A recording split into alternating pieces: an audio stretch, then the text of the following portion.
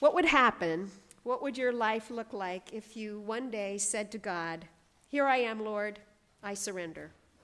Use me in whatever way you want in order to bring about your kingdom"? What if you were to say that and mean it? Gale Hall is finding out.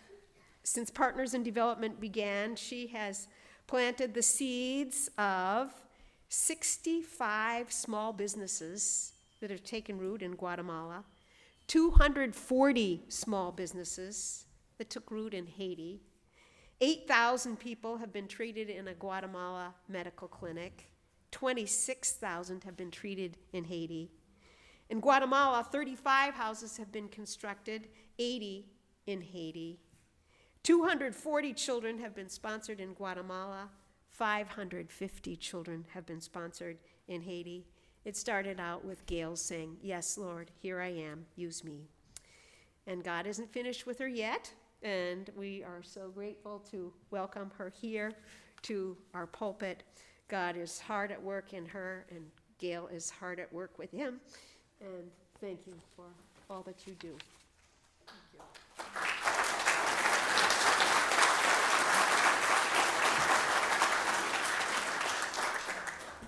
It's really exciting for me to be back here. We were trying to figure out the last time I was here to speak, and I think we didn't even work in Guatemala yet. So PID has changed so much in the last several years, and I'm going to kind of update that a little bit after I read the scriptures, and then I'm going to talk about our new, I'm going to call it an adventure, and where we're going to work next.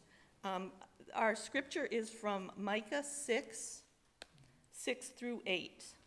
And if you want to read along, you can look it up.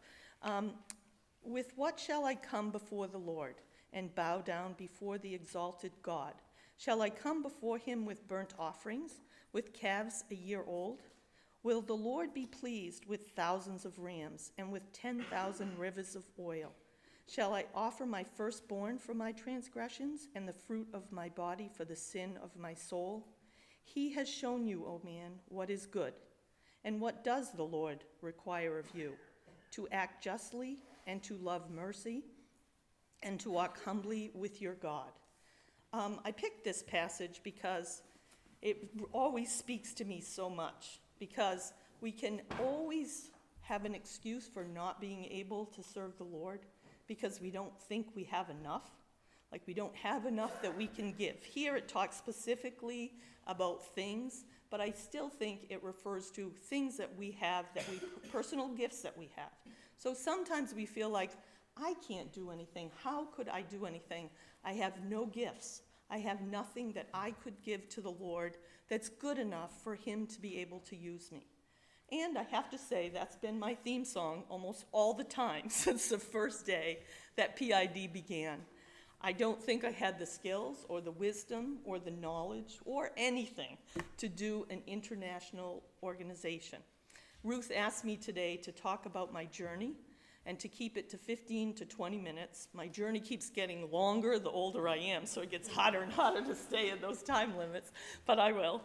But I hope that you can see and learn today that you don't have to be particularly gifted or have a lot of material things to give or even a lot of talents. But what you have to do is go where the Lord tells you to go and feel most of the time like you're wandering through the wilderness going, I don't know what I'm supposed to do next. Please, Lord, help me. And Marin works in the office, so she probably hears me say that every day. But so the good thing is that even with no gifts, no talents, the Lord can still use you to help people and to serve him and to help other people be able to have changed lives. I'm going to give you a quick overview of Partners in Development and what we've been able to do in Haiti and in Guatemala, and then I'm going to spend the rest of the time talking about our new venture in Mississippi and how we ended up there. PID started in Haiti in 1987, and we became Partners in Development in 1990. Since that time, our programs have totally changed. Our goals have been to take families and give a series of programs so that they can change their lives. It is not our goal to change Haiti or to change what they do, but our goal is to boost them so that they can change their own communities and develop their own communities in the way that they feel that they want their country and their society and their little communities to function. And the way we do that is by providing education for kids. And since we started, our child sponsorship program has divided into 3 different categories. We have the category before kids go to school. They come in a lot of times through our clinic, and they're severely malnourished. So they go into our children's feeding program, where they have a specific program to gain weight and to be able to just survive. And it's really a great feeling to walk down the streets of Blanchard and see kids that I know that would have died that are alive because PID was there and because sponsors like you gave us the ability to feed those kids when they didn't have food. And then the other section are kids that go to school. And then we have a higher education program now, which also addresses the needs of higher education. We've now been in Haiti for 25 years, so we can look at it and see what effect we've had on families that are in our program. The second step, or our second goal, was that for people that didn't have a regular income, we wanted to add an extra source of income into their families. And so we started our small business loan program.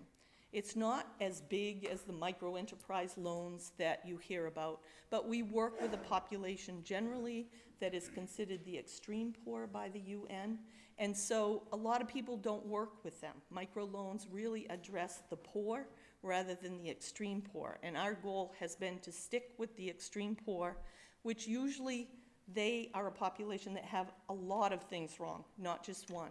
They have sickness, they have just their whole life has a lot of problems that has happened, and it takes a long time to sort them out. So we've started many businesses, over 1,500 businesses since we started, and pretty much we have about 240 to 50 active businesses at any given time. The goal of that program is not high. It literally gets probably about 40 to 50 US dollars within the family for that month. When we started, 40 to 50 US dollars was a lot more money in Haiti than it is now.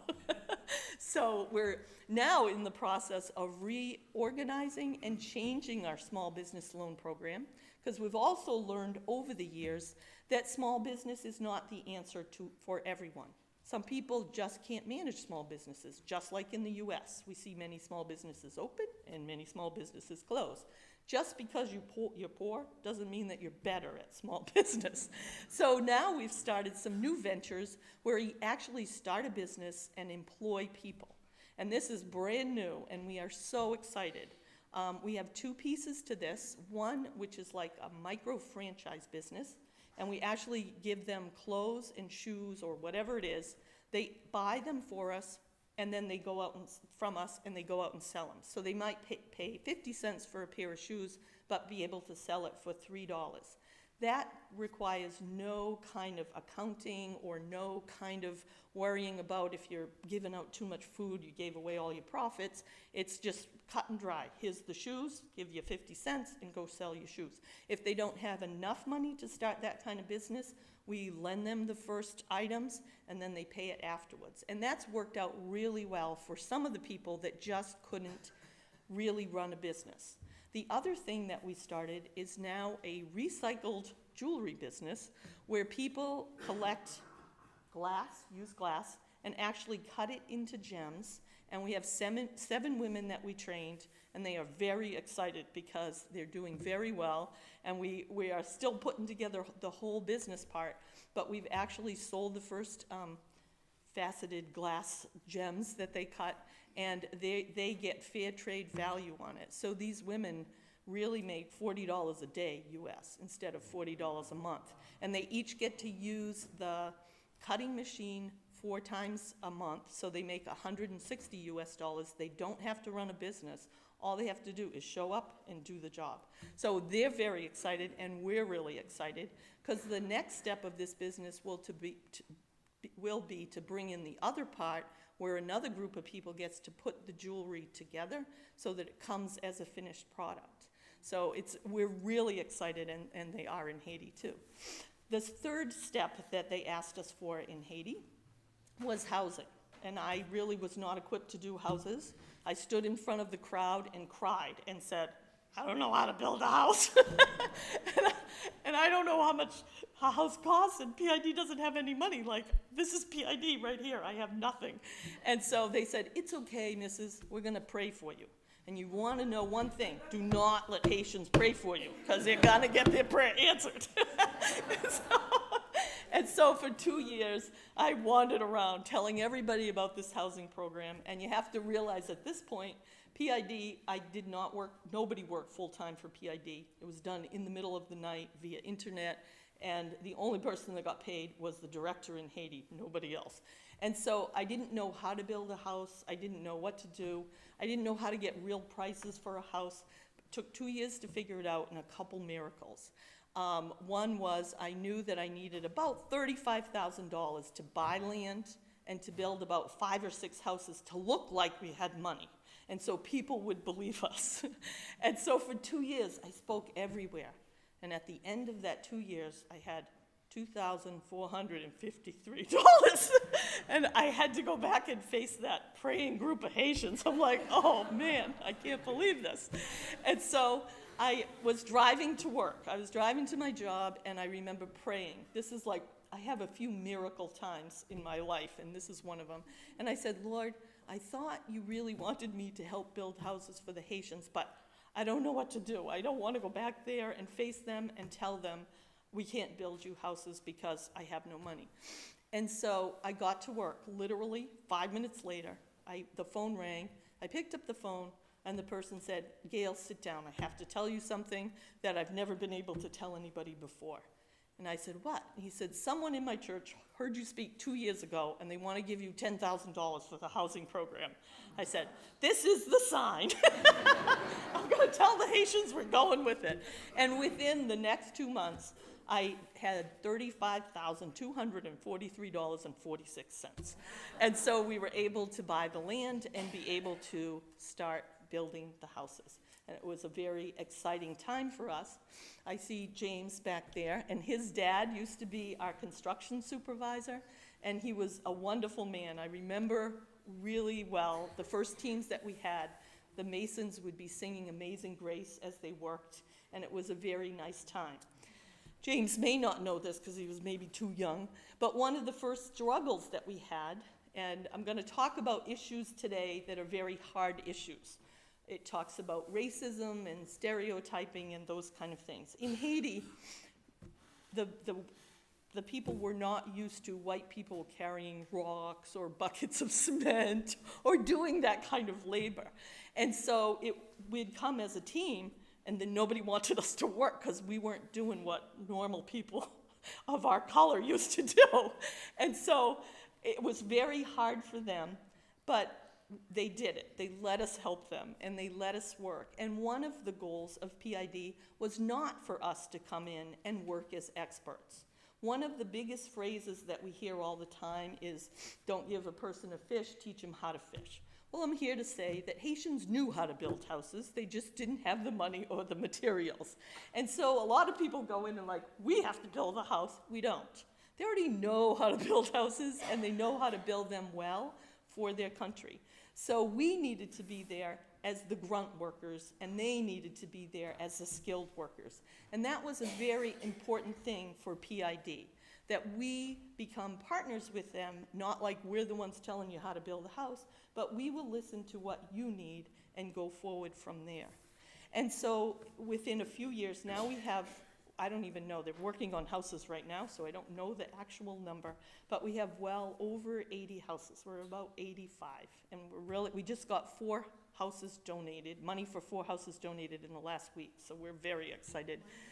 And so the next step they asked us for was medical care. So the goal was put all these pieces together, and you have families that are healthier, that live in a safer house, that have access to medical care, not fancy medical care. We're talking basic primary care that's free, and you can take them from this place and move them to this place. And so now, after 25 years, we can actually see people who came out of City Soleil in really rough shape and now have kids that are graduating through university. And so that is a very exciting thing. We have people that are putting additions onto their houses without the help of PID. We gave them the basic house of 2 rooms and a porch. They're putting an addition on. We have people that had 1 business with us. They now have 2 or 3 businesses, but not from us. They've graduated from our program and gone on to bigger and better things, which is very, very exciting to watch. So we now have over 550 kids that are in those 3 programs of the feeding program, the school program, or the higher education program. And we have the 26,000 people that we have at the clinic, we see every year. We see every single year. We have a full-time Haitian staff of 33 people who run the clinic and all of the other programs. When teams come, they are still a very important part because the teams come really as a reflection of who the Lord is. And we try to work as partners, and we try to act justly, and we try to walk humbly before God. We don't come as the heroes, but we come as the servants and the friends of the people that we work with. That has still been our approach as we went to Guatemala. I'm not going to be as long about Guatemala. Haiti's been a long journey. But yes. Will you have time to tell the story of how you first went down, your own personal calling? I'll try. I want to get to Mississippi because if I don't, I'm going to cry. But Guatemala is, yes, in Guatemala, one of our goals was as a board, was to have 3 countries. And at the time of that goal, there was no way we were ever going to have 3 countries. I worked full time. I did PID in the middle of the night. We really didn't have a lot to work with. But as the Lord got us ready for the next country, things happened and it lined up. At work, I had Guatemalans that worked for me that kept saying, please, please, can you come to Guatemala? And I kept saying, no, I can't. I just can't travel anymore, and I just was juggling too many things. But in 2005, when the time was right, it was time to go. And we had a team that was going to Haiti, and the director called me and said, you can't come to Haiti, it's just too unstable now. So I called 17 people on a team, and I said, hey, how would you like to go to an exploratory trip to our next country? They said, what is the country? I said, I don't know, I just want to know once I find out what it is, if you'd like to go. And so I emailed like 30 organizations in Honduras, Guatemala, and Nicaragua, and only one place answered, and that was Guatemala. And I have a rule: you don't want to go to the place that you're going to work, because you might land in that country and find out they don't need you, they don't like you, and they don't want you. So we didn't want to find that out in the actual place we thought we were going to work. So we went to Guatemala, and all of us piled into a van, and we worked for 1 week at an orphanage that agreed to take us for 1 week. And the whole team fell in love with Guatemala. Shortly after that, Tally, Marcelin, and Obed were in Guatemala, and they started the program. And they went door to door in the village of the people that I worked with, and we had a big meeting with the village, and I remember knowing that this was the time that we would be there, because we sat there, and I said it in English, Marcelin said it in broken Spanish to someone else who said it in Spanish, real Spanish, so the people in the village could really understand. So it would go back and forth in this row. And then at the very end was a woman that was 85, and she couldn't hear. So at the end, he would yell it to her in Spanish. And so she finally figured out what we were doing, and she yelled out, "Thank God somebody's finally come to help us." And I knew right then this was a place that was the next place for PID, and that's where we would be. And so we've worked in Guatemala since 2006, and we've been able to do the same programs that we've done in Haiti, and that have been really successful. When we landed in Guatemala, our goal was in 3 to 5 years, we could change a place economically and watch them go forward. When we landed in Guatemala, most of the kids dropped out of school in 4th grade. Now they have a high school class with well over 40 kids. There was no high school when we arrived. We have 7 kids in university, and we have a whole different profile than when we landed. We did a lot of screening and medical screenings with the people there. They were anemic. They had parasites, and I know you've heard Julie talk about her parasite, well, I don't know if she talked about her parasite project, but she's returning for 10 months to continue that study, which is one of the biggest health problems that we have in Guatemala. And so now, not only are we in Village Conception, but we've expanded into 3 other villages. And when we look at the health profiles of the villages that we're in now, they're very similar to Ixtacapa, where we started. And so we can look at the kids that are in our village and their families, and they're so much stronger and so much healthier. And so that's been a very exciting thing to see that in 3 to 5 years, we can really make that difference. And teams, while they do exactly the same thing, are a huge part of what happens, because they come in as friends and as partners and in people that just walk hand in hand with these people to really make a difference. So then the earthquake happened in Haiti. That's what really changed a lot of what happened with PID. So we were on track to look at a third country, and the earthquake kind of distracted us for 3 years because it was just a lot of work. I spent 6 months in a tent, and I kind of grew to love my tent. I have a hard time living in a house now, but we changed, so many things changed at that point. And so finally, in 2012, I went to speak, and wherever I went, every single person said, "Why don't you do PID in the United States?" And I kept saying, "We can't do PID in the United States. We're kind of a poor organization. That's why we work in poor places, because we can't afford to work in the United States. It's too rich." And so, but whether I was in Haiti with a team or Guatemala with the team, everybody kept saying, "Come on, this would be so great to do it in the United States." And again, I felt like there's no way we can do this in the United States. But as time went on, every place I went, people kept asking me that question. Usually when that happens, you start to think, is the Lord trying to tell me something that I don't want to hear, or is it something else? So I decided to start to pursue that.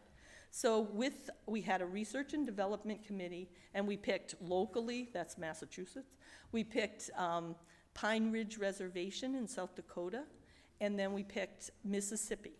So I didn't know very much about either, and this committee started to research it. We discounted local pretty quickly, only because another organization had just started up, and we didn't feel like it was good timing for us. But then I went on a trip to Pine Ridge, and it really broke my heart. It's not like I've ever not seen poverty in the United States, but this poverty was a different kind of poverty.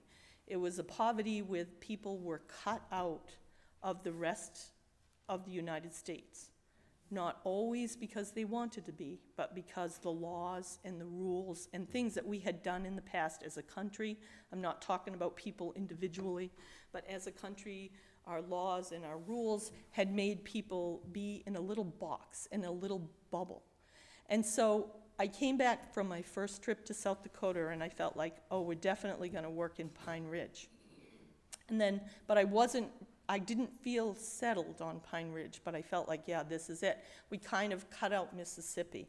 And then I went back to South Dakota again, and I spent a lot of time driving around South Dakota and talking to people, and every person said, "This is a great program for Pine Ridge." But I never heard, "Thank God, please come and help us." And I needed to hear that. For me, that's always the sign of that's where the Lord wants us. So while everybody raved about the program and told me, "Wow, I think you could do a good job here," I think international people maybe could help us more than people from we're from the United States, but like people that work with poverty in the United States. And so I came away the second time, and I was like, oh, I still didn't feel like, "Come, please come." And so I was on my way home, and someone said, "Don't discount Mississippi." Someone that I stopped to visit along the way, they said, "Do not discount Mississippi." I said, okay.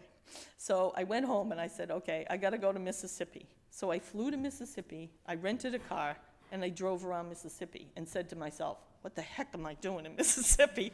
I don't know anything about Mississippi. And I'm like, Lord, help me. I'm here again.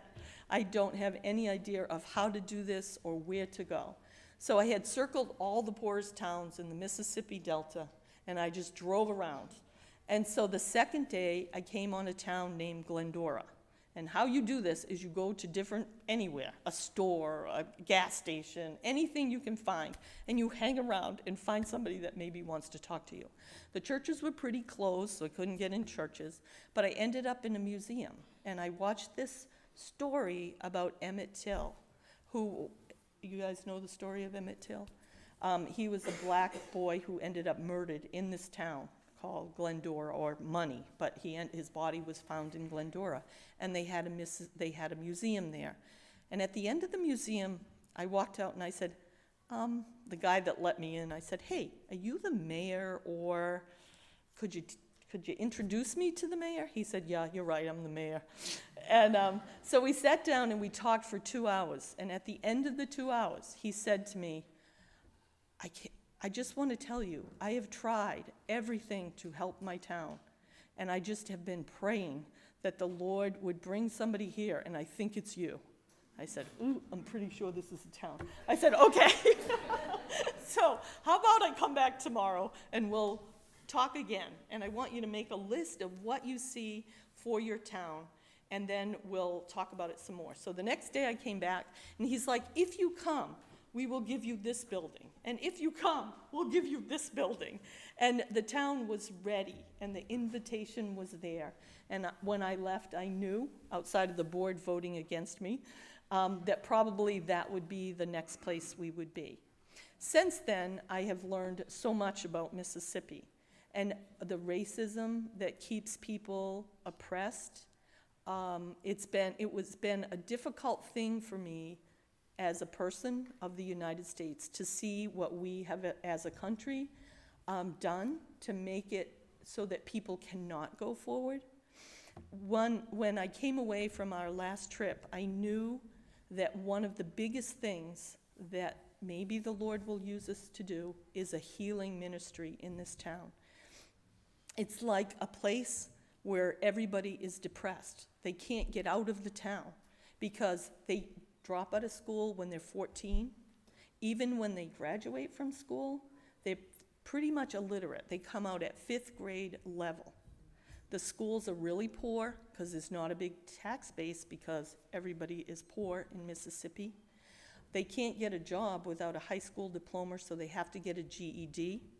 If you don't have a car, the library and the places that get the GED, or where you can study for a GED, are 30 minutes away, so you can never get your GED. There's not public transportation. You can rent a car from people in that town, but it's $30 for a trip. So most people don't have that kind of access to money. So what you have is a cycle that spirals downward. And what you see is people that end up selling drugs, because drugs is one way that you can make money if you don't have a high school degree. You see people that become alcoholics because they're depressed. They're locked in this place and they can't get out.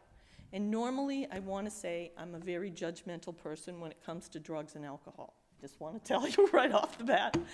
And when I was there, I understood it completely and so fast. I was surprised that I understood that. And because in my whole life, I never have understood that dynamic until I stood there in Mississippi and I said, wow, I actually get it.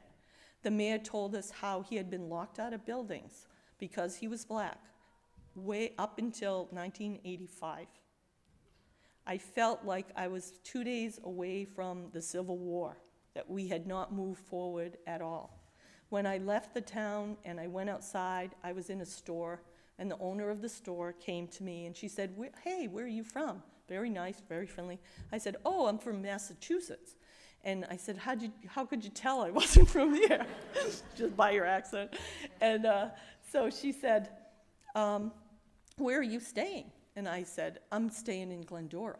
She said, honey, you gotta get out of there. Those black people are gonna kill you. I said, they're not gonna kill me. I've already been there a long time. Nobody is even mean. They're nice. They're very nice people.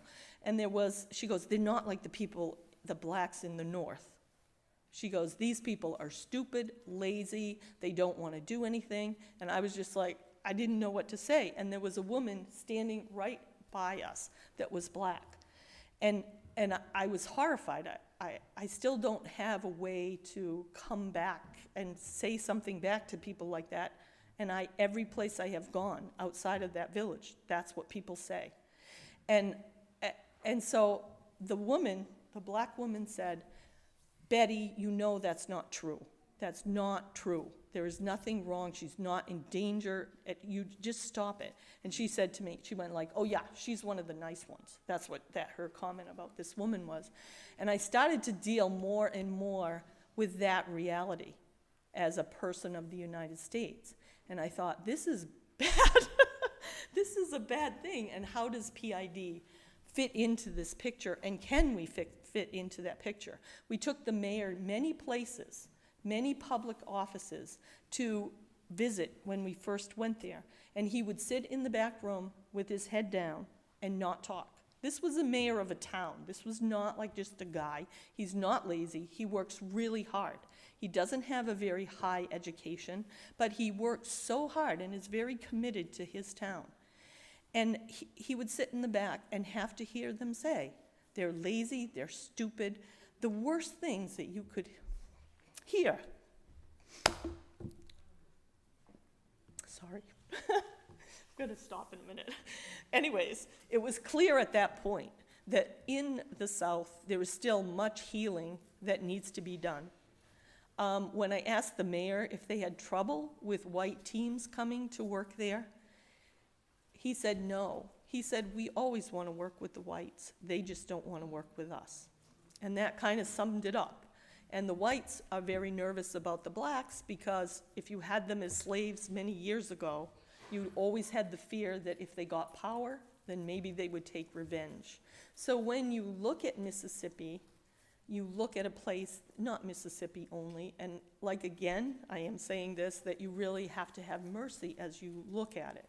You really have to understand where the Lord fits into it and how PID's journey is going to be there is very different than Haiti and Guatemala, but is clearly the place, the next step for PID. So I ask for your prayers. We have already started to develop new programs. We have already had 2 teams down there, and the people love the teams. After the first team left, 2 of the guys that volunteered from the town with us came up to me and said, we don't want you guys to leave. We really like you. And later, I figured out that they meant they liked working with us, because before, when they had worked with white people, all they heard was that they were stupid and they had nothing to offer. But just like poor kids are kids that are intelligent and don't have resources, the people in that town in Mississippi are the same exact way. They are people, they love their children, they're striving to go forward, they're trapped in a box. And so PID's job will be to try to see how we can walk hand in hand with them to empower them to change their situation. So, that's it.